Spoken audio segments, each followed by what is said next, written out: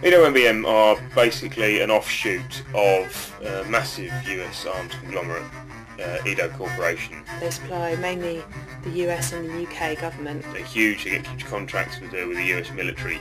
The company in England has factories in Brighton and in Fishersgate. They manufacture lots of kind of auxiliary parts that are used in fighter aircraft. They make the components that turn a plane into a fighter plane. For aircraft they specialise in pylon ancillaries, which means anything which is held onto the plane under the wing. So they make kind of the high-tech little tiny bits. The nuts and bolts, release mechanisms. They make the circuit boards and the little bits and bobs that go in there. Without them, without these electrical components, the weapons won't work. And according to their website they supply the Australian Air Force, the British Air Force, the US Air Force, and the Israeli Air Force. SmashEDO MBM, because even though it's an American-owned company, it is British and has to comply with British law.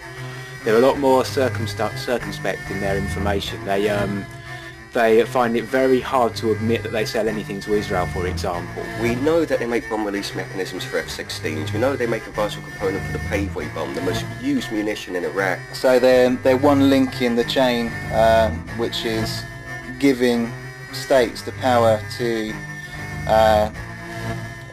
take part in war crimes like those being committed in Iraq and Palestine.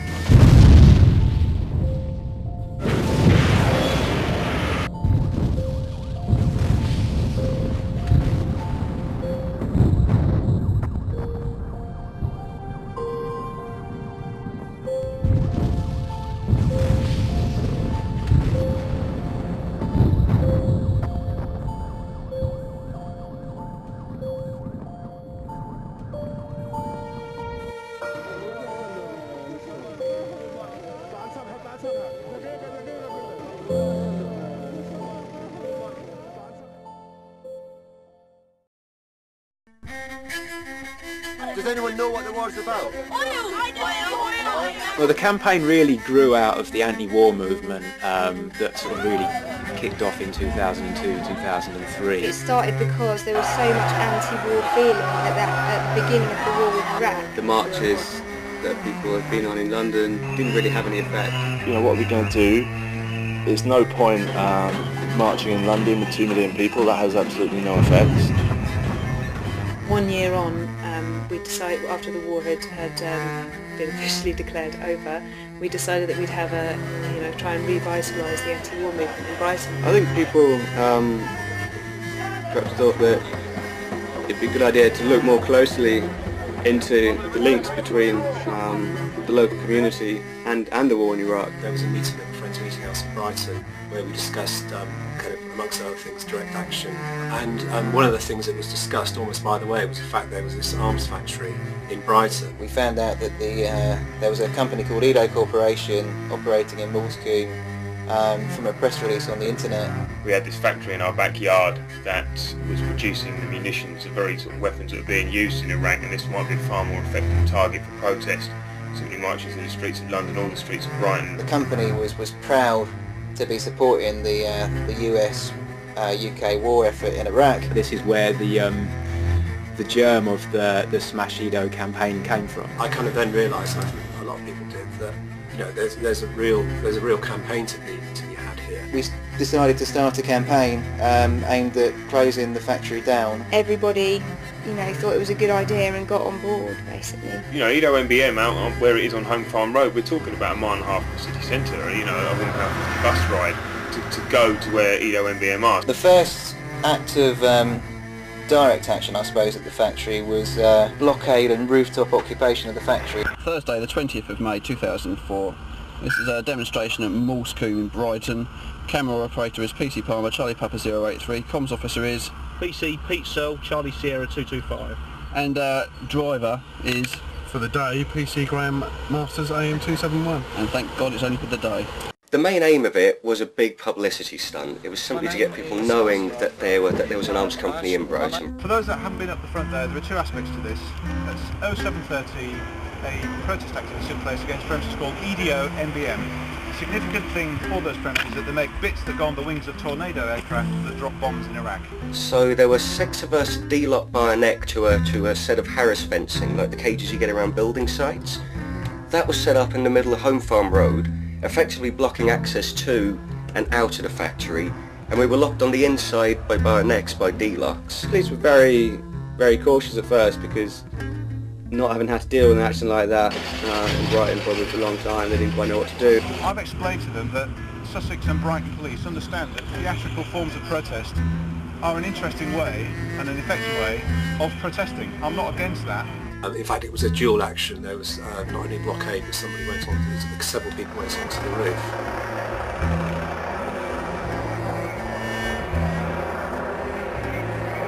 There's 2 aspects to this. There are 6 people who found on the roof of EDO. No damage has been caused and they haven't intruded on the premises. It's essential that they do not intrude on the premises, so we need to be alert that anything we do down this end of the road, if it provokes a reaction at the top of the road, the sanctity of that building will be paramount. We managed to keep the road shut for probably about 6 hours, I'd say, in total. My proposal is that we'll make use of the tactical equipment that we've got to cut through the one shackle that holds the barrier together on the far right-hand corner. I think they took advice from other police forces, who have experience in these kind of protests. Speaking with John Reed, tactical advisor, we're taking that advice and had contact with Thames Valley Police this morning, Cambridge Police and the Metropolitan Police, who've got some experience of doing this type of thing. We know that this is a highly motivated group of protesters. Nothing wrong with that, nothing wrong at all. EDO didn't know what to do and they told all their workers not to come in that day. What I'll say to you is I want to keep the plan, such as I've described, as simple as possible. What I'll say to you is a plan, however imperfect, is better than no plan. I think that EDO probably realised that they were known about and their cover was blown, as it were. The first direct action really gave them a flavour of what the campaign was going to be like, that we weren't just going to be about symbolic bearing witness, quiet demos and banner holding, that it was going to be a campaign that had a full toolbox of tactics, one of which was going to be direct action. I think it was kind of very much the kind of announcement that, to the world that the campaign was kind of sort of fully formed.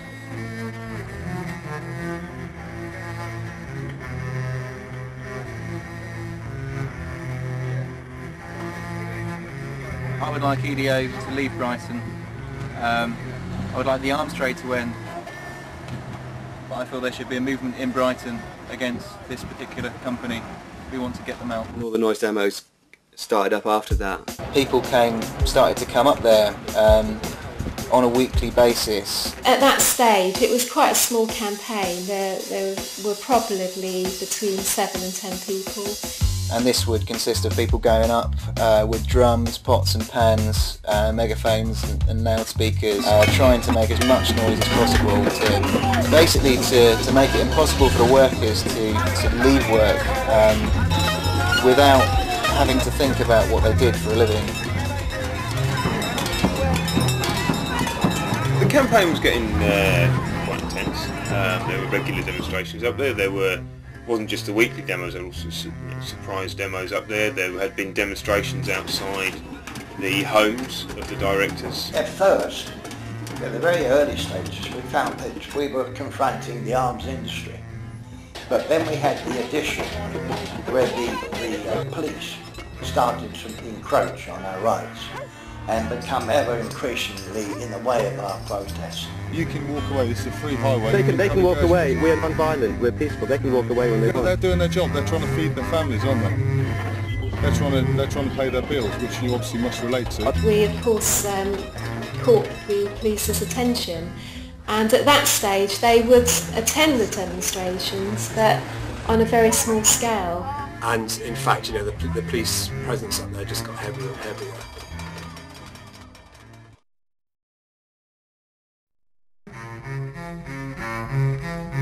The 21st of March 2005 was the turning point of the campaign. I think with the weapons inspection, by the start of that action, it was obviously something that happened, and I think in the background the police had been conspiring with EDO, the factory. It's not uncommon for the police to work quite closely with an organisation. and particularly where the people within that organisation claim to be victims of crime. Right from the very beginning, we were extensively filmed, right from the very bottom of the road, which from my point of view that was a real turning point, because I had not seen the police filming us on previous demonstrations.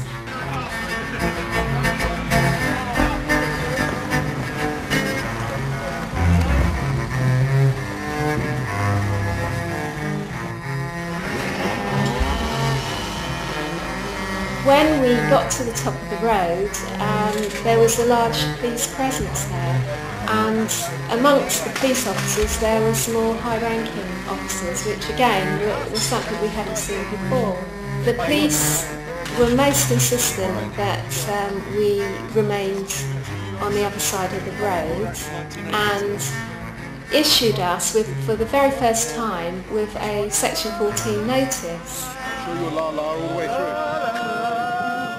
This is Sussex Police notice that under Section 14 of the Public Order Act 1986, I have taken notice that the Scotland Police Public Assembly is being held.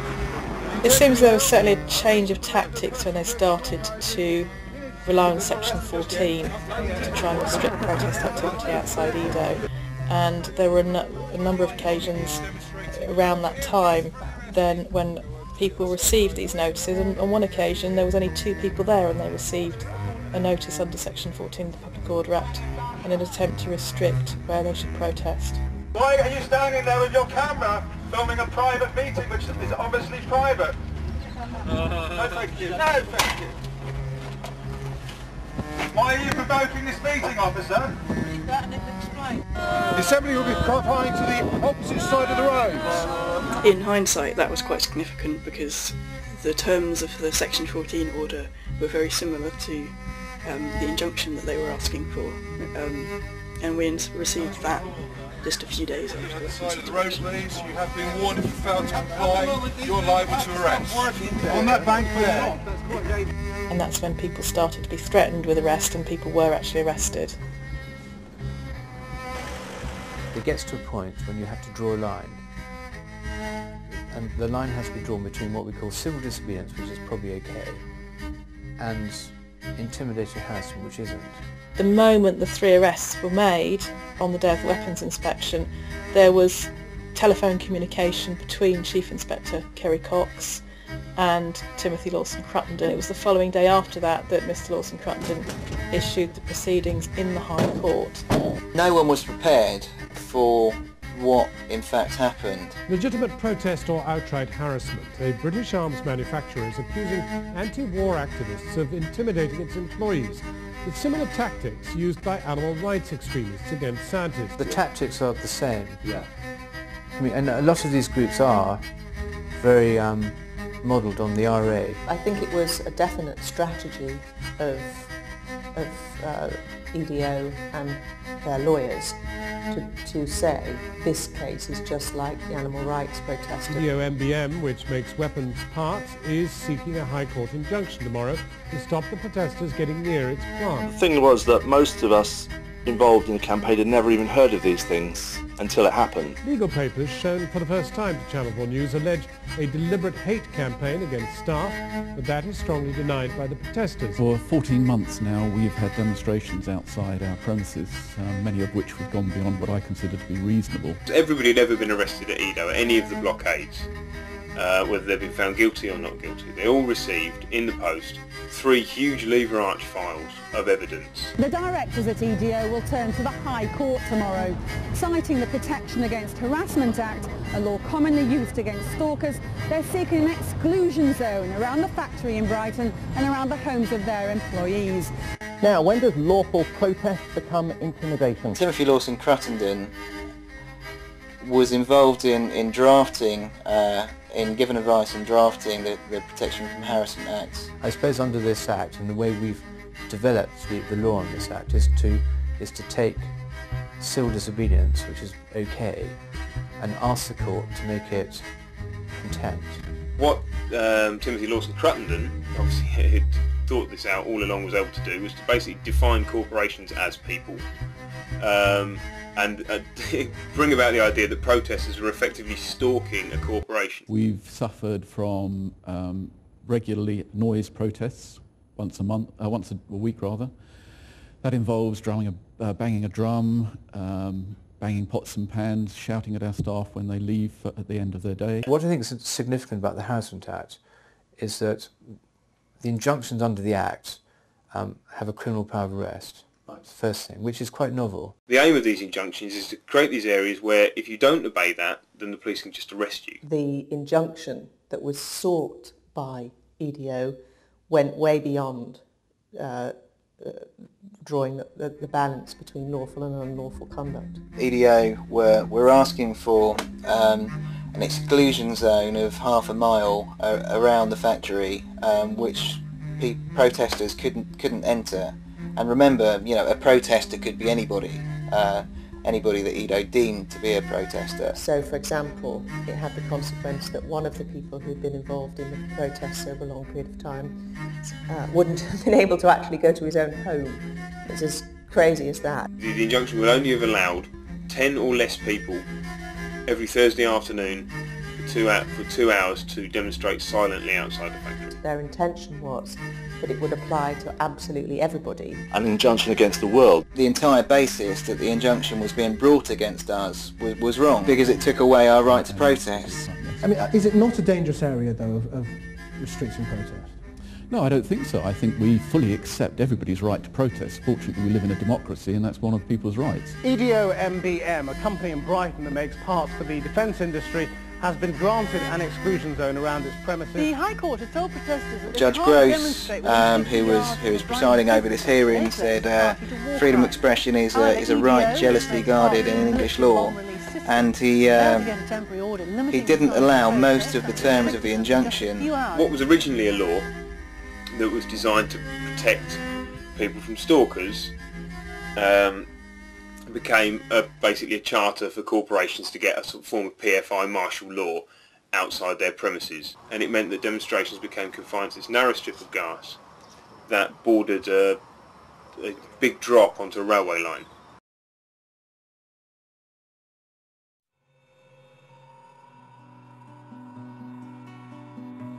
Right, they're going to try and impose this interim injunction, and it's nonsense, and it restricts our freedom to protest, and we're not going to have any of it. In the lead up to when the interim injunction came into force, protests had grown against EDO MBM. People had heard about the interim injunction, and people were very angry about it. We held a demonstration and it was billed as the big one, and it certainly was a big one.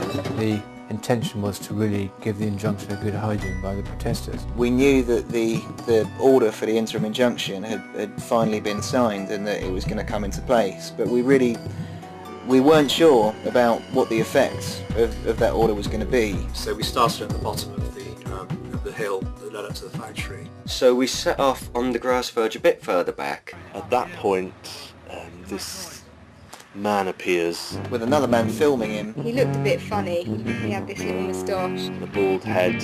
Monkey suit. He's obviously not a policeman. Order number 1, serve. What's this? Who are you, sir? Order number 2, serve. Nobody knew what was going on. He didn't discuss his role. We're the Indie Media Newswire. Who are you, sir? He then started going round. Order number 1 served, order number 2 served. Order number 4, serve. Tell us who you are. People didn't know who this man was. Most people thought he was a policeman or he was an officer of the court, a bailiff, something like that. They had no idea who he was or what he was trying to do, and they had no idea what was going to happen. From the outset, some people said, no, I'm not taking that, I'm not having anything to do with it. These were the injunctions. Serving an injunction consists of touching someone with a piece of paper. Doesn't matter if they understand it or read it or know what it is. Just that they've been touched by the piece of paper. Slap. Served. The idea of that was that once it's served on people, they then, in theory, know what the injunction is, and so breaking it then becomes a crime. The way he did it was aggressive, but it was funny because a lot of people were just running away from him and he was too slow to catch up with them.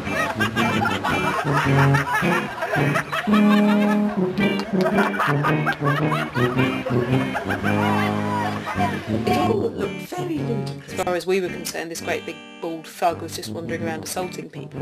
If that touches you, it's been served. It is your property. Number 13, served. How many numbers do you know? He's harassing people. While I'm standing here, if I had seen an assault, I would have dealt with it. I didn't see an assault. People asked the police who this man was who was trying to serve these bits of paper on them and weren't given that information. Serving it on you, so your property. If anyone... We later found out that this was Mark Lynch, one of the top dogs for Guardian Guard security. But this was kind of what would become one of the regular themes at these demonstrations. Being punched in the chest in the guise of being served an injunction. That's kind of set the tone for Mark Lynch, the wonderful Mark Lynch, who then continued in that vein for many months. This probably should have been a taste of things to come. The march moved off and people walked up Home Farm Road and marched up to the factory like they had done many times before.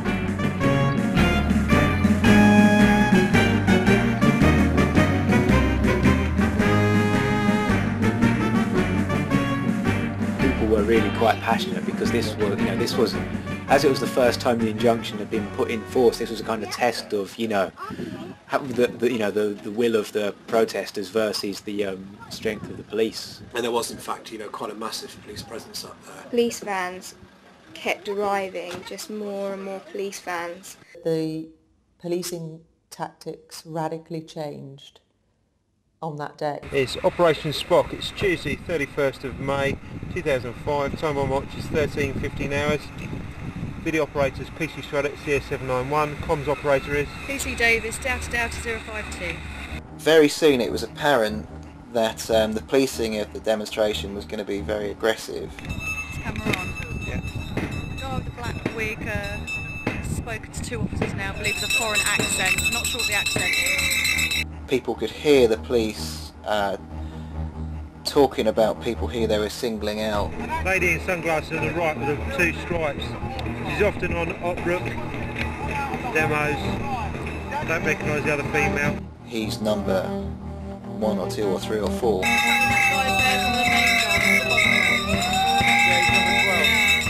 he's number 12. He's present when the warnings were given.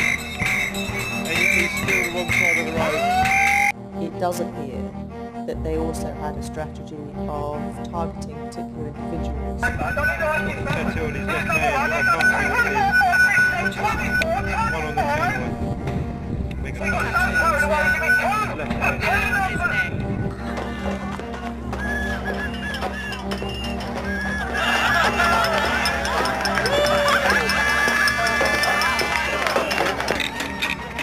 He's thrown on the floor.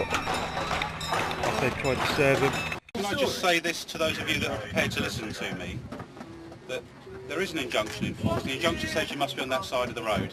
If you refuse to clear the road, then you are liable to be arrested for obstruction of the highway. So I'd ask you please to stay off the road and stay on the grass verge. We were told that we had to stay on that verge. We were instructed to stand on the grass verge. Which actually wasn't very easy at times because the verge was very narrow. But there were so many people that naturally we just spilled onto the road. It was really, really quite difficult to stay on the verge. So there was loads of people there and they were trying to squish them all onto the grass verge, which just wasn't going to happen. But it was not a safe situation. The orders given by the police were not audible anyway.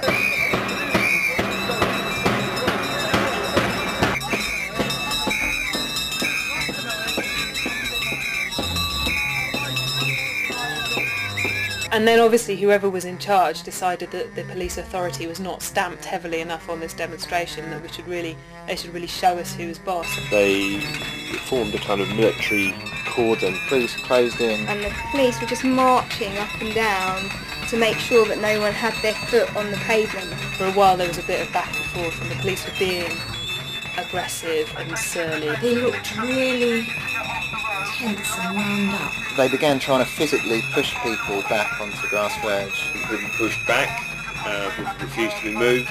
It was really quite dangerous. They were pushing people towards the little barrier that prevents you from falling onto the railway line. And any type of freedom of movement on that road is completely taken away from us. Everyone stay on the path, come off the path, you'll be causing obstruction of the highway and you will be arrested. Move on to the path. How does it feel to be doing this, officer? What do you think? What do you think about your role as protector of war criminals?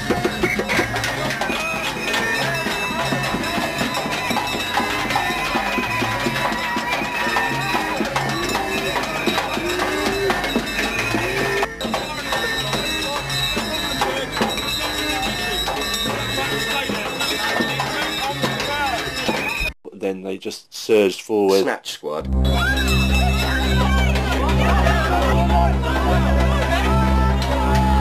Cat got pulled out of the group by the police and thrown to the floor in front of the demonstration. Just like piled him to the ground and then dragged him away.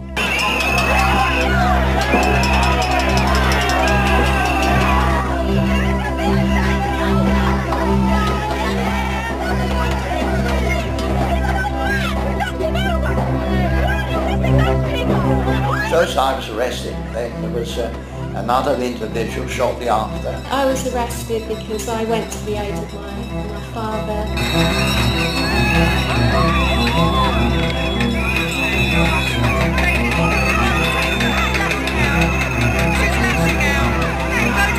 I was immediately grabbed and pulled out from the crowd and carted off myself. My father was 80 at the time. From that point, there was just a huge scrum. In the chaos that ensued,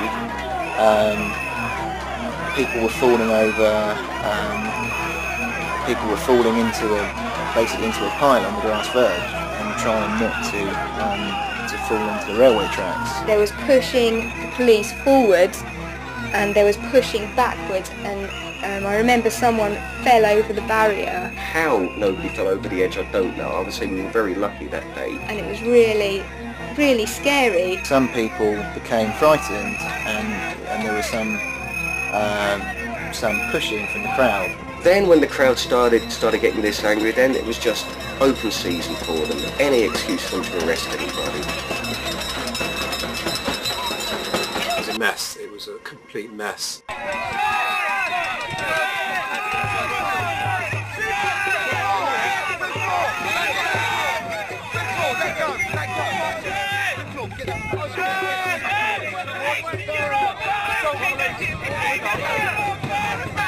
People were arrested for assault police, basically for refusing to be pushed onto a railway track. Did you get assaulted? I was actually charged with assaulting a police officer and obstructing another. I was arrested for assault police, basically for being in that chaotic situation. This is the same one. What are you doing?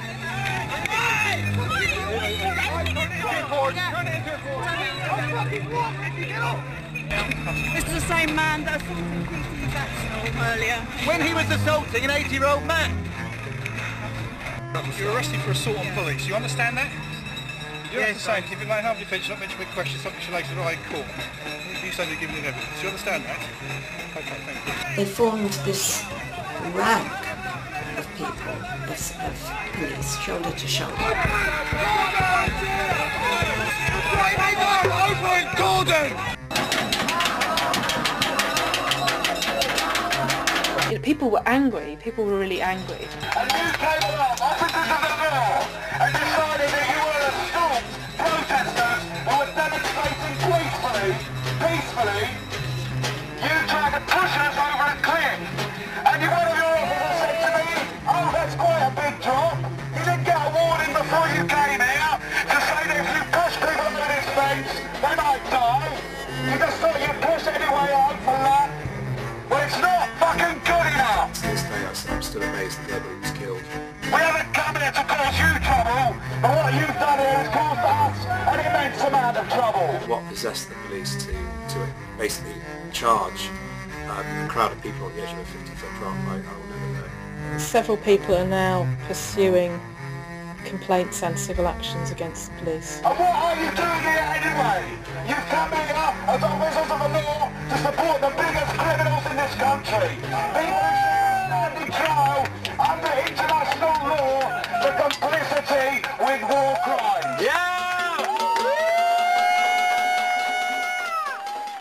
There's certainly a case for the police to answer, to explain how and why their tactics changed on that occasion and how they came to target the particular people they did for arrest. The people who were arrested on that day, finally it ended up being 8 people, were almost all people who were involved in some way in the High Court injunction proceedings. It's quite clear that the people they were arresting were also people that had already been named on the injunction. Those people were arrested to order. And they arrested people for some quite serious charges. Definitely convictions for any kind of violence or assault, which is what most people were arrested for, assault police, would definitely have strengthened the idea that we were a violent campaign who would stop at nothing to hurt the workers. I think that having those convictions would have been very useful to them. Every time they arrested someone, they would pass the information to the lawyers of EDO in the injunction case. I think that the effect of those arrests provided EDO with a case that they didn't have previously of actual harassment. At the end of the day, when the interim injunction was imposed, the judge allowed protests to continue in a sense unrestricted, but it was confined to the grass verge opposite EDO MBM.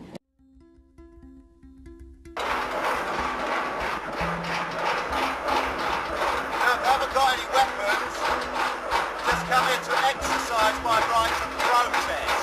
You understand that?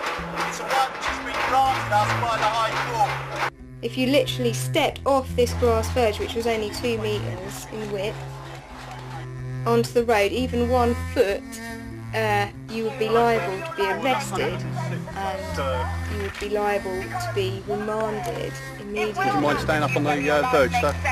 You've read the order. To walk along this road. Right, you've actually read the order time and time again. You're in breach of the order. Are you aware of that? No, you're not. That's correct. Okay, you would be in breach of the order. I do actually think that probably the judge, when he put that clause in, didn't realise how small the grass verge was. I think benefit of the doubt that he wouldn't have said that had he realised how dangerous it was. And he really didn't understand the location or anything like that. So the judge didn't know what he was doing when he gave these terms. How come he can film me but I can't film him? Because I've just served you with the order that says so. However, he did accept that we shouldn't film. Which actually put us in a very vulnerable position because it then meant that we couldn't actually film any actions by the police or more significantly any actions by security guards. It meant that this goon could run around and basically assault them with us not being able to produce any evidence that he'd done so. I think Mark Lynch was employed by Guidance Security, and Guidance Security were contracted by EDO to provide security for them, and during the injunction they were supposed to be implementing the terms of the injunction, which meant that they had to go around handing out, or Mark Lynch had to hand out these bits of paper. Whilst the injunction was in force, he was kind of obviously taking great delight in this kind of this increase in his powers. Really enjoyed the authority of it, really enjoyed being able to serve this very official looking injunction on people. But he went far beyond that. His job was not just merely to make people aware of the injunction, which obviously everybody was aware of anyway, but was to actively intimidate. His general kind of attitude is he's making it quite personal. He wants to get people. Yeah, he was pretty keen to make sure people got these bits of paper. He had to have a sort of mate to film him doing this, limited evidence of people being served with the injunctions. Right, it's recording now, Mark. Turn the video recorder. It's recording. See that button up there? Yeah. Right. One's in. One's out. And one's out. Alright. Present to serve the orders today is myself, Mark Lynch, and John Bradley and Tony Reader. So right now it should say stand by, yeah? No, now you record. I hope you've recorded it. Yeah, I've recorded it. Right, come with me, John. Do you want to start filming then, Mike?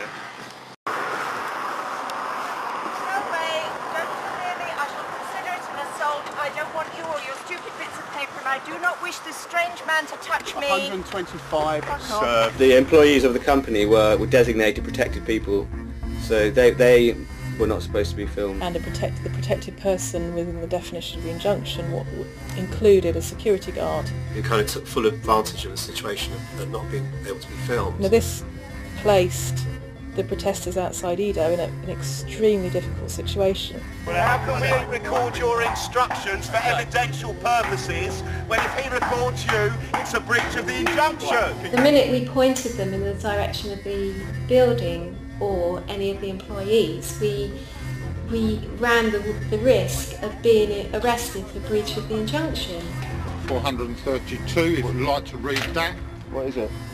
You will be arrested if you carry on filming. So people used to go and try to respect as much as possible the terms of the inter-injunction while still filming, and that meant a lot of people taking cameras and turning them only on the, away from the factory and towards the demonstrators. But that was always a difficult round, and people used to have to argue the toss over that. He hasn't been videoing. He's been videoing, not him. He's been videoing. Right, has he had the video camera out? He has had the video camera out. He's handled it, it's not been on. And people used to take fake cameras up there, made out of cardboard boxes, and people would just kind of really push that. It was something that we argued a lot in court and tried to make the judge aware of the danger that we were in because of this rule. And In fact, the first time a security guard was being very obnoxious, somebody took out a video camera to record it, because, as should have happened. And he found himself arrested by the police and spent a week in remand in Lewes prison. Paul Robinson was acting as a legal observer on that day, filming the actions of the security staff. The security guard involved went over and seized his camera. He called the police, he got them up there, and then got the police to arrest me, which they did, carrying out his orders. The breach being that he was filming a protected person outside Edo. While we were in the police station, Chief Inspector Kerry Cox intervened. There was a telephone call from her, and she said, in effect, that it was right that he should be detained for breach of the High Court injunction, and ultimately that's what he was charged with. He spent several days in custody at Lewes prison before a Crown Court judge finally granted him bail. I didn't have a chance to see my solicitor when I was in there at all. Now, he should never have been in custody. He wasn't even named in the injunction. It's an absolute disgrace that Edo can hire people and put them under the terms of the injunction and get them to be protected persons. That these people are protected persons, and what they're doing is harassment themselves. The campaign got a lot more momentum and also became very creative. Obviously, no matter how angry you get, your pencils are as a works of art and not for throwing at people, video cameraing you whilst you have no right to do the same to them. There was a life drawing exhibition, I guess taking inspiration from the sort of courtroom pictures where you're not allowed to film in court or take photos in court, so there are artists that draw pictures of the scene, and essentially that's what people did. People just brought pens and pads and just drew the factory and drew the employees and the cars and the security guard and everything, because you can't stop someone from drawing. But we always tried to use a little bit of humour, more to keep ourselves going, but also to try and make the point in lots of different levels. There was a day of action called Carry On Up the Injunction, where protesters dressed as Mark Lynch.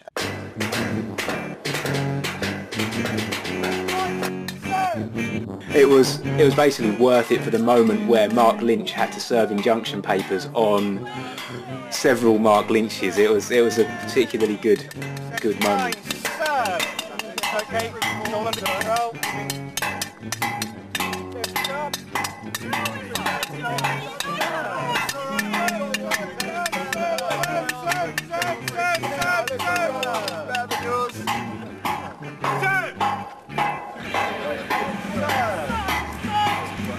It was clowning. It was a vicious parody of him.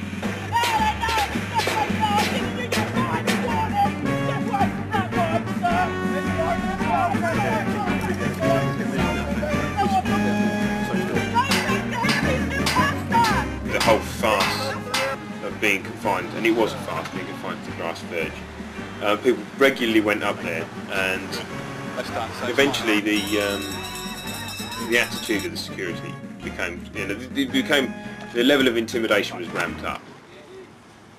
Do you want to video the kids?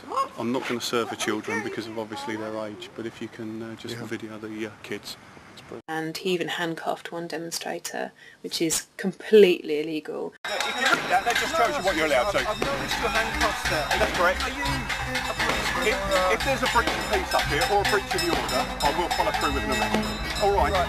Jaya, who was assaulted by security guards, who then trumped up a charge against him, which the police immediately bought, and they recommended that he should be remanded in custody. When I went to leave the protest, I came across a pile of the court injunctions, which are basically A4 pieces of paper.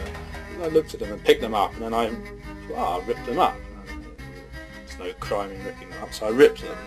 And then the security suddenly approached me and said, if you rip that anymore, we're going to arrest you. And I thought, well, I'm not actually committing any offence by ripping them, so I ripped them in half.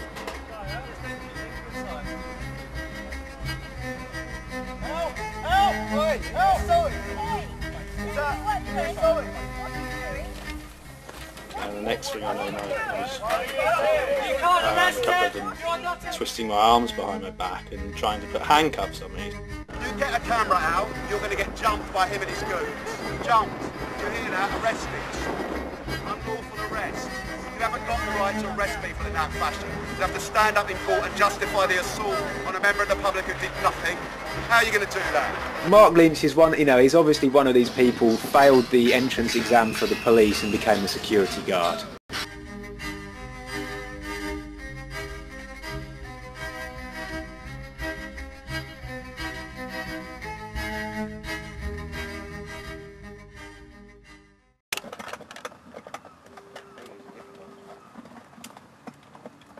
If you go around the other side, Tone, and just fucking open the driver's side and get that key out, it's in there.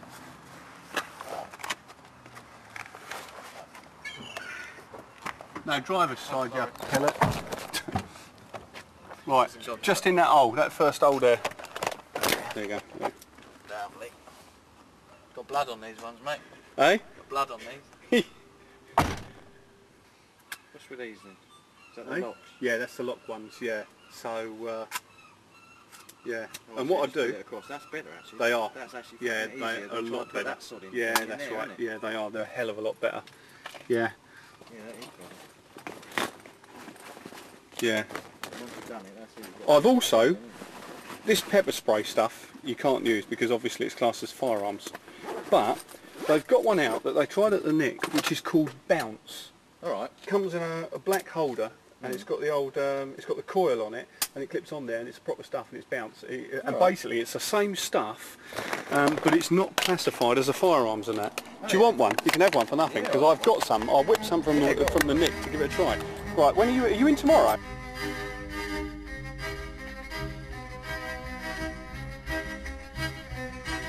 Wait, I thought you were going to arrest me. No.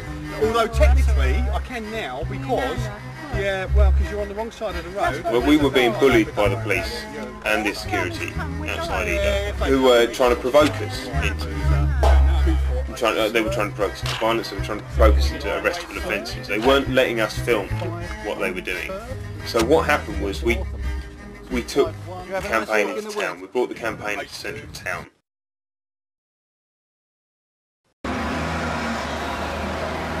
Churchill Square, the centre of Brighton Town, was like the other arm. It was the other support.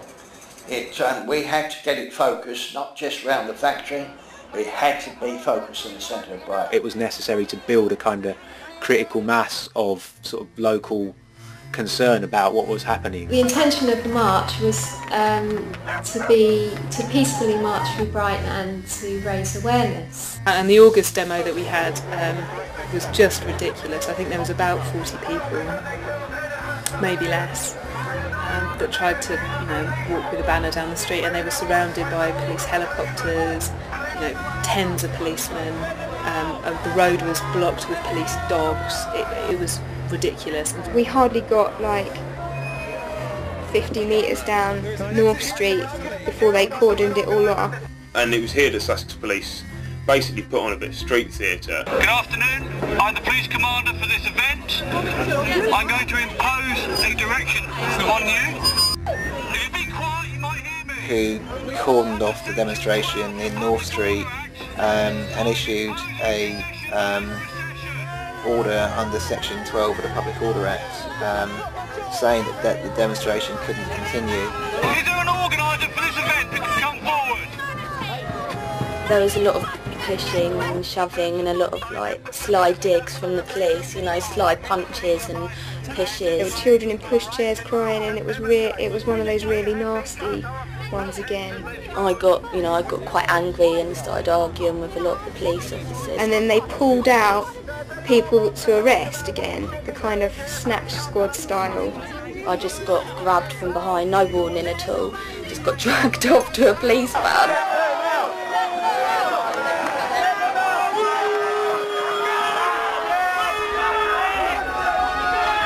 I got bruises all up my arms from where they just basically dragged me by my arms to the van.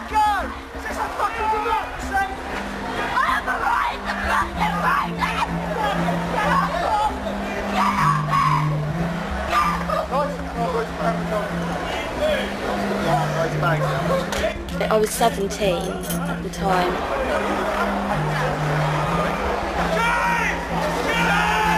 Once again, poor old John Catt was arrested again. I couldn't even hear what I was arrested for at the time. Sir, arrestation of breach of Section 12 order.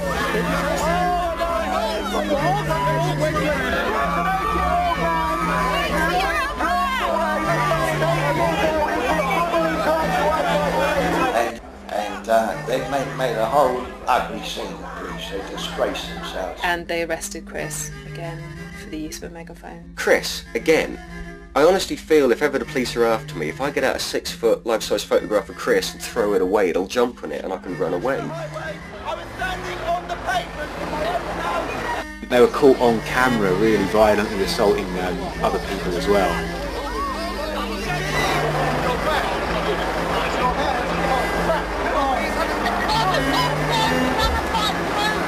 I think they wanted to kind of make us seem like, you know, they wanted to like criminalise the campaign, but instead they actually ended up just showing their true colours, you know, and they just showed the public on a busy Saturday near Churchill Square what thugs they actually are. This signalled the start really of a confrontation which would go on in Brighton for a couple of years about whether or not people had to notify and negotiate with the police before they could gather in their city centre. But certainly at that stage they did seem to feel they had the right to ban protests in Brighton.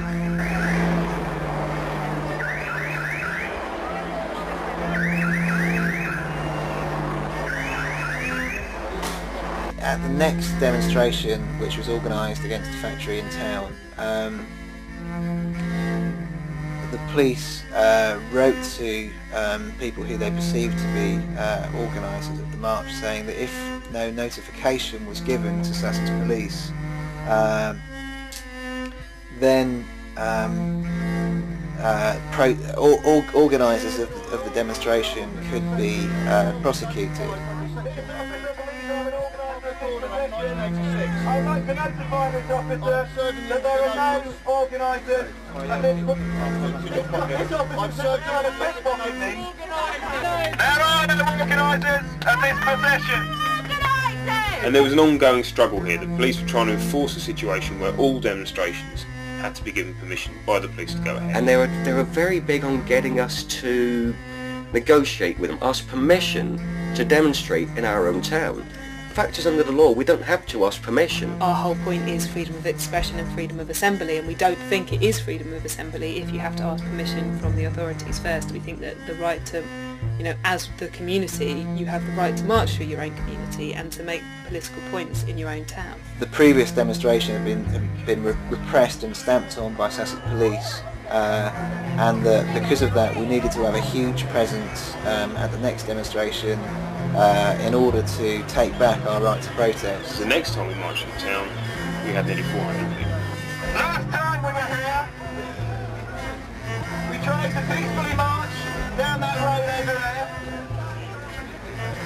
And these gangsters in yellow jackets stopped us from peacefully marching. Despite having not asked permission from the police, having very widely advertised in local media that we hadn't asked permission from the police, we were able to force the march through. So we started marching down, and they completely surrounded us in this kind of mobile kettle. All of the people on the street were really taking notice. They just stopped, got their cameras out, loads of people got their cameras out and were taking photos of us, and people were saying what's going on. They wanted to know what had happened and were really interested. So they never did that sort of demonstration again, because they must have realised they just drew loads of attention to us.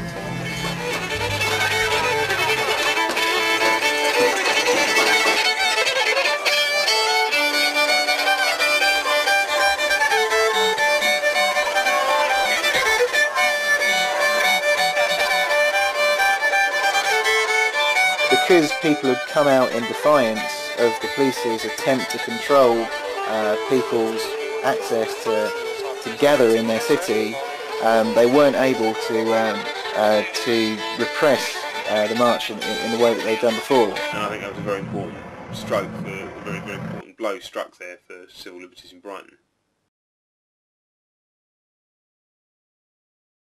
So a year in court kind of ensued. Our defence was, number one, that the use of the Protection from Harassment Act in the way that it was being used was a misuse of the law. Around December time, we'd put in several applications about the conduct of their lawyers. What Mr. Lawson-Cruttenden did was try to obtain large amounts of disclosure from the police about defendants and witnesses in the court case. It's a very sad reflection on our society that protest groups not only target the opposition, they start targeting the opposition's lawyers. And this is around the time that I think they started to rethink what they'd done.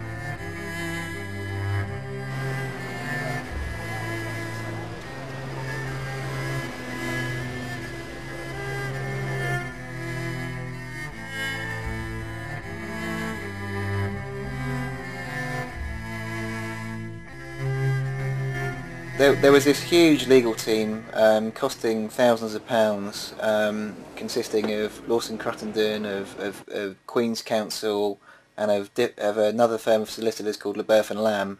And there was me and Lorna on the other side. The judge ruled that Lawson-Cruttenden had abused the process of the court, and that there had been serious misconduct in the court case. Well, I mean, I can't really comment on that, mate, because it's the subject of a complaint. So I mean, I can't say either way. Well, basically, we won. The injunction case was overturned. The interim injunction lasted until March 2006, from I guess May 2005, so almost a year. I'm going to serve you with that, which is a court order. That the injunction now only applies to 5 named defendants. Thank you very much. Served. Lovely. Any comment? Any comment? Not at all. The injunction, which you've been released for the last 11 months, now only applies to 5 named defendants. Right, I'm totally aware of that. Okay. I'm totally... Served. Excuse me. Oh, come here. I am aware of the injunction. I don't need to be told by you. Now go away, demonstrate peacefully, everybody's happy. Okay? But not you.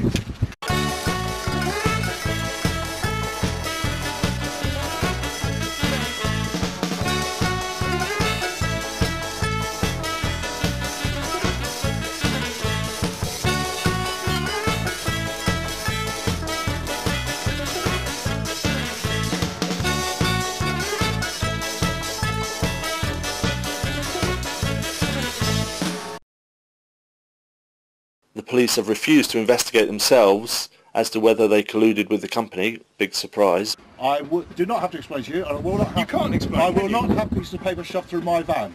Go away. You can't really form a partnership with the police because that would be unconstitutional, because they're meant to be what they call the referees in society. They don't have obligations to assist private litigants in obtaining injunctions. That's not their purpose, that's not their role. And where it comes to confidential material gathered in the context of criminal prosecutions, they can only disclose that, in my view, with an order of the court. More and more evidence came out that there was close communication between the police and Edo's lawyers. Well, that's what the protesters say, and they'll always say that, won't they? So what do you think of the SmashEDO campaign? I mean, it's obviously gathered. What do you mean? You're not going to comment on whether I agree with it or disagree with it. Well, it's up to you. No, that wouldn't be fair, because we're not there to take sides. The police admitted that they didn't want to police the protests anymore. A statement was made saying that there were financial implications in policing the ongoing protests, which is one of the reasons why the police sought to support the injunction. But Edo needed arrests. They needed a stronger injunction. Around the time of the crumbling of the injunction, the cases which had been brought against campaigners during the time the injunction was in place began to crumble as well. At that time, there were cases ongoing against 13 defendants, and as a result of representations we made to the Crown Prosecution Service, all cases were discontinued against all defendants on all charges. And this all started because in January 2006, 3 protesters had their case in court. The starting point was the weapons inspection case, and in that case was listed for a 3-day trial, and we'd managed to get disclosure via the High Court of the line of correspondence and communications between Timothy Lawson-Cruttenden and a senior police officer.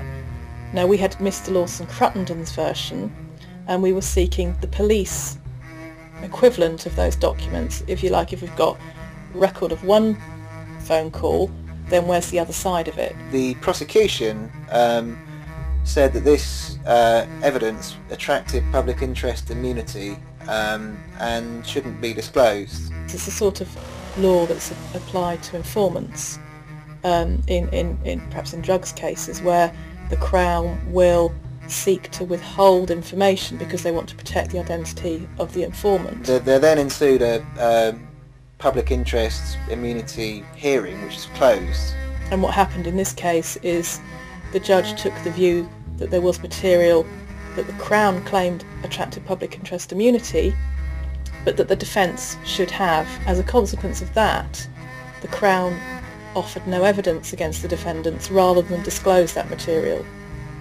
So they didn't want to disclose it, so they dropped the case. This evidence, this phantom evidence, became a kind of magic tool. As a follow-on from that, knowing that there was material that the Crown didn't want to disclose, we made an application for all of the other cases. The cases just there was like a domino effect, one after the other, they all just sort of fell down. The case against Jaya for ABH and breach of a civil injunction was dropped, and the case against Paul for breach of a civil injunction was also dropped. There was then the 8 arrests on the 31st of May. All cases were discontinued by the Crown prior to trial. I received a letter saying that the police didn't consider that my continuing prosecution was in the public interest, which strikes me as quite surprising if they'd really thought that I'd assaulted a police officer. It's very unusual. I mean, it's certainly one of the cases, one of the last cases to be discontinued in the Crown Court. A schedule of cases was handed up, and the Crown Court judge commented that he had never come across anything like that, to have so many cases discontinued. We will never know what that information is that the Crown sought to withhold, but clearly it was important enough that they hold on to it. that they drop the cases. This whole legal attack on the campaign just crumbled, and Edo and the police were left with nothing really from a whole year of attempting to repress protests outside the factory. Here are the names of the people that you have been involved in the death of. We will read them out throughout the course of this demonstration. Just think as you're hearing these names, these are people who your work has helped to kill. These are people with families and lives and bloods and whatever, and that's what you're involved in. And you are directly involved in the deaths of these people. Ali Shakir Abdel Hassan, 4 years old, killed by a missile on the 22nd of March 2003. Ali Jassim, 10 years old, killed by a missile on the 25th of March 2003. Abdullah Yassin, 52, killed by missile, 27th of March 2003. Ali Kamil Al-Masawi, 13, killed by missile, 28th March 2003. Ahmed Khalaf Badawi, 27, killed by cluster bomb, 7th of April 2003. Ali Hussein Musa, 73, killed by missile, 21st of March 2003. Samar Hussein, he was 13 and he was killed by a missile in March 2003. When a missile struck the parents' farm in an area roughly 30 miles from Baghdad. She was in the kitchen when the missile landed and the explosion was close enough for shrapnel to cut through the house's stone walls and slice into Samara's stomach. Samara's mother Hamida told The Independent she just fell. I could see blood coming from her stomach. She was gasping, "Mama, Mama." A lightweight system of missiles that you manufacture integral components for was the most used munition in the aerial bombardment of Iraq, which saw the deaths of nearly 100,000 civilians. That's why we're here. That's why we're not going away.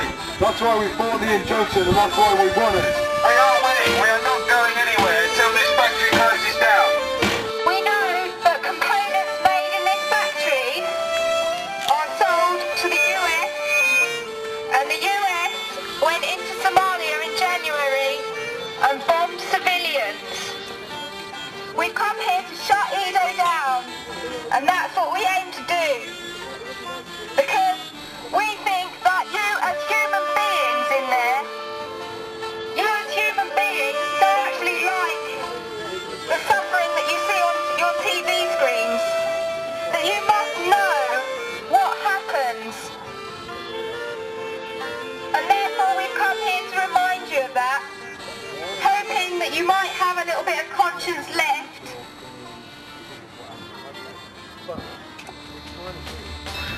We are the Brian and Home Citizens Weapons Inspectors Team, Edo and BM. We have come to inspect your premises because we believe that you are manufacturing weapons components that are being used in an illegal and immoral war, which has claimed the lives of hundreds of thousands of people in Iraq. The police have no legal power to move us. You're on the premises, can you move on? The police are... Excuse me, don't do that. Do what? You were pushing.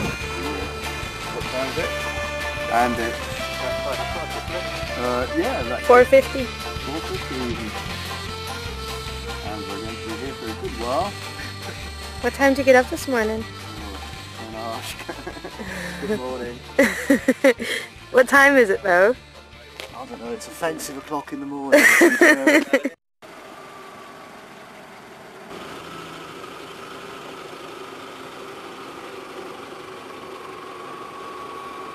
Are you trying to get into EDO? Yeah. Yeah, it's closed today, so... Why is the factory closed today? Don't you work for a living? Do you work for a living? I work for a living. No, it's concrete. Concreted. It's concreted. All of it. Yeah, you can't move it. Here's the southern gate. We've got one concrete into the main gate to allow access, and we've got one chap who's bicycle chained himself to the gate, stopping people getting in.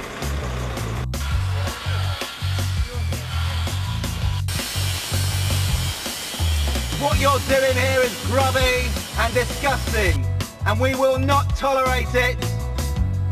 You should be ashamed to show your faces in Brighton.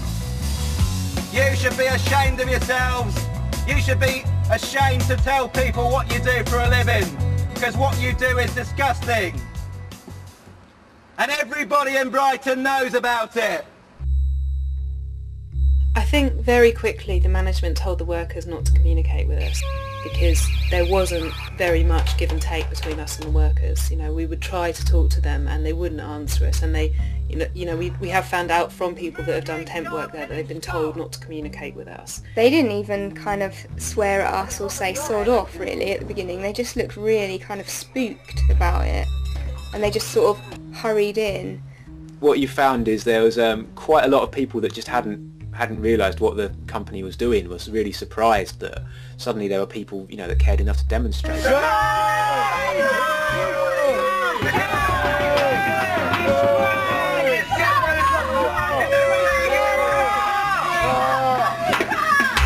At least 2 of the workers resigned in just this early period. I've no doubt that the factory have got a very serious recruitment problem because people now know what they do.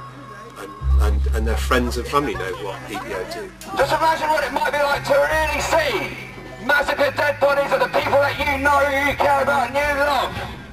Maybe you should think about that before you go into work and build bombs. If you, say, mention family or friends and how they'd feel if their family or friends were, caught in the middle of a war, then that often strikes a chord, and you can see people's faces, and they do. The employees they've got left are kind of the hardcore, and they're dedicated to their jobs and their careers and their wages. You can sort of sense the animosity of them. As the cars leave, there's you'll see 2-fingered salutes, or people swear at you occasionally. Those people have fought for you, you wanker. Some people will close their car windows and drive off as quickly as possible. Some people will smile with their windows wide open and drive off slowly as if to wind us up. And some of them really hate us, some of them are quite aggressive. Because we're proud of what we do, sunshine. You're proud of it. Proud, mate. Well, shame upon you. Shame? Yes, absolute shame. Have you got a grandfather? Yes, I have. Did he fight in the war? No, he didn't, thankfully. Yes, he must have been. But what's it going to do with bombing places in You're no better than a conscientious objector, sunshine. So there is obviously a lot of anger on their part, but it doesn't come out very often towards us.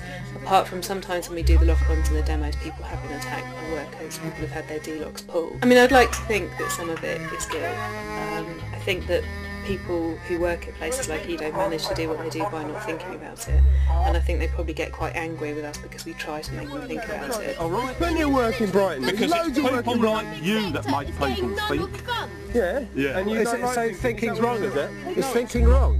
That whole get a job, dole scrounging scum does come out from them. I think they classify us and they find it easier to hate us in that way. We're in a job, sunshine. We're doing a job. What job do you do, mate? What job do you do? All sorts of fucking different. Do you? You can't say get a job stuff went out in the 60s. If you're not a very introverted person, being tried to force to look into what you're doing and how you earn your money and your life is quite uncomfortable. They probably were a bit scared of us because we had a completely different worldview from them, and that we were willing to spend our spare time sitting there telling them about it. Can you really wake up tomorrow morning and seriously think that possibly I might not go to work today because I'm responsible for the death of people? And we're not just talking about armies, we're talking about innocent people, civilians, women, children. Don't you all know about it? How dare you do that? This is very real. Anyone that probably has recognised that guilt in themselves have just left. But yeah, the people that has taken a longer time to think about it probably are now getting just angry with it just going on and on. Don't push me onto the bike or you'll be in trouble. Oh, well, really? Yeah. Yes. It's that sort of thing you have to do to get to work, isn't it?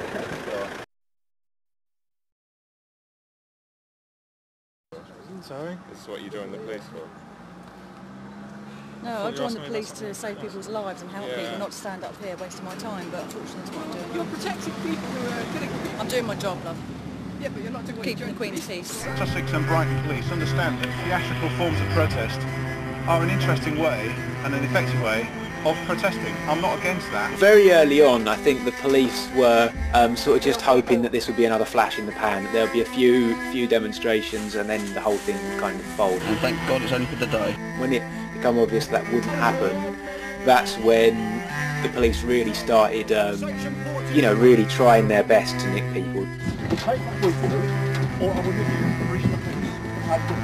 Really trying their best to kind of, you know, hurt people. In public, to a lot of people, the police have shown themselves for what they are. Why are you following us? I just want to tell you. Why are we following Yeah. Yeah. It's been instructed to. Why? Is that it? They use every tactic in the book to either get round us or to put us out of business. If we all went shopping, would you follow us around the shop? Write down what we bought. Well, what happens if we split up? Well, there's three different ways. We're only after one. Which one? Well, why don't you just save us our time and tell us who? Why do you personally think you're following me? You've actually created a demonstration The there. political question is harsh, it's too much. They're too aligned with, they should be unbiased, but they're too aligned with Edo in the end. The police essentially will decide they don't like someone and then they'll try and find a law that gives them the excuse to arrest that person. Well, we're not experts. No, I know that. Could you confirm that again? We're not experts. The camp was there, I think, just to open up the campaign, maybe for the community and for people all over the country actually as well. And there were children there. It was a wonderful, peaceful camp. Don't pour it over me. Just pour it over me. How do you think you're playing What's up with you? What on earth are you doing? And they basically handed out letters of eviction to every single tent that was there. Do you have intentions of going up to the peace camp? I did. You did. May I just show you this, sir? It basically informs you that it's an offence to erect a tent in parks and open spaces in the city of Brighton and Hove without permission. Spaces in the city of Brighton and Hove. You will be given until 2:30 to remove all the structures situated within this area. It's the thing they stuck onto our den and it's going to burn out. This is a protest. It's been advertised as a protest, and that's what it is at the moment. This is what I think of the police. So you're admitting that this is a political eviction?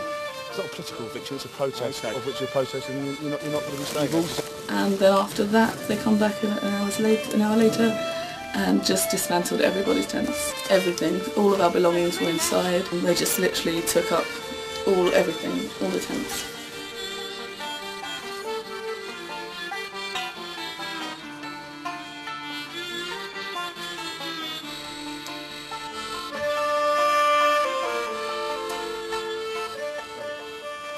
So can you just move away please while we do this?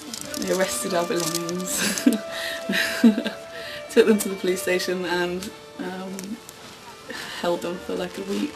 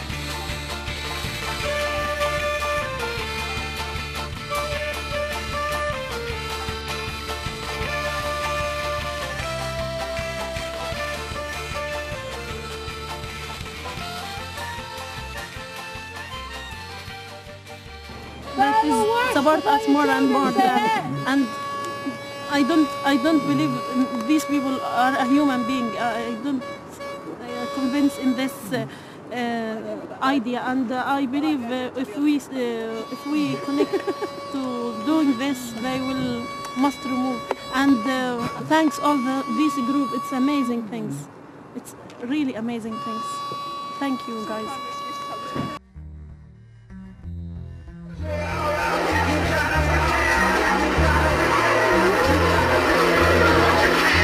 Recently the situation's changed, and suddenly, although nothing's happened from the point of view of the protesters, it's still the same people going out there, but suddenly there were 7 or 8 police going out there and they were filming the protesters every week.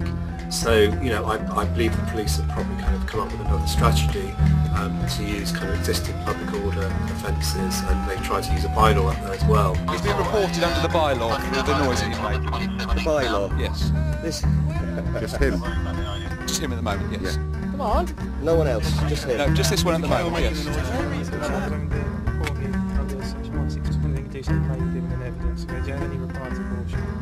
Obviously all the injunction terms have been removed, but the police are back to using the old public order laws. People are now getting threatened with Section 5. They've just trotted out a local bylaw which prohibits the use of amplified music, which they're trying to use against people who talk on the megaphone or use a sound system up there. I'm just going to say now that obviously if this does cause any disturbance, unnecessary disturbance, then I will invoke the bylaw with regards to the confiscation of the equipment as evidence with regards to reporting whoever may or may not have been involved in setting up this equipment. What bylaw is that? The Brighton and Hove bylaw. I'll give you a copy. That one after 4 years. Would you like a copy? I'd love one. There you go, sir. Well, I know we are not the only group to receive police harassment. The SmashEDO group has had 15 arrests on trumped-up charges since August alone. The crimes as diverse as karaoke singing.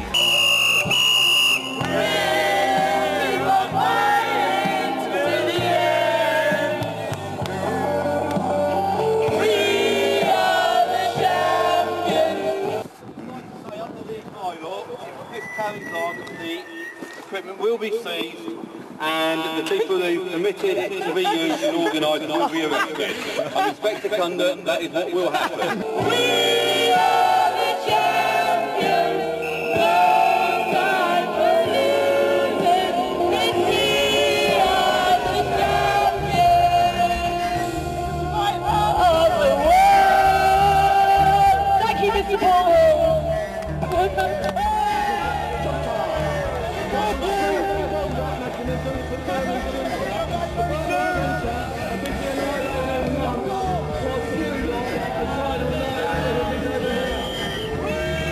If you can take all the sound equipment.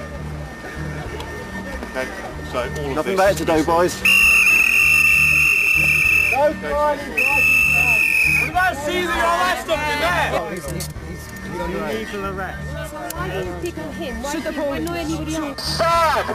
So they're grasping at straws again to try and find some way to stop freedom of expression and assembly outside the factory. So you've failed with the injunction, you've generally failed at the criminal law, and you think this dodgy little bylaw is going to stop us? Report away, Inspector. Okay, sir. Yes, Simon. Murderer! Murderer! Murderer! Murderer! Murderer! There's the famous Zyklon B case in which the company Zyklon B supplied gas to the Nazis during the Second World War. After that there was cases brought against directors and also employees of the company. Not surprisingly, the employees were acquitted because there's no way they can be held accountable. They have no control over where the gas goes. But the directors were held to be complicit in war crimes because they have control over where that product ends up. Now in this country at the moment, there is this culture of impunity, where individuals are not held accountable for their actions. We at SmashEDO believe that Paul Hill should be held responsible for at least some of the deaths and suffering that is inflicted in Somalia, in Iraq. If you're right. justify it.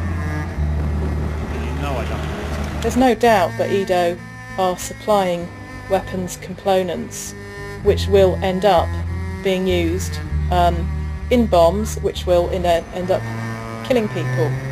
That is the nature of the arms trade. I think that the arms company has gained notoriety for its activities. Before the campaign started, I think hardly anybody knew that SmashEDO existed. Hardly anybody knew there was an arms company in Brighton. The people who work in that factory now know that everybody knows what they do at work, and that I think has probably had a real impact.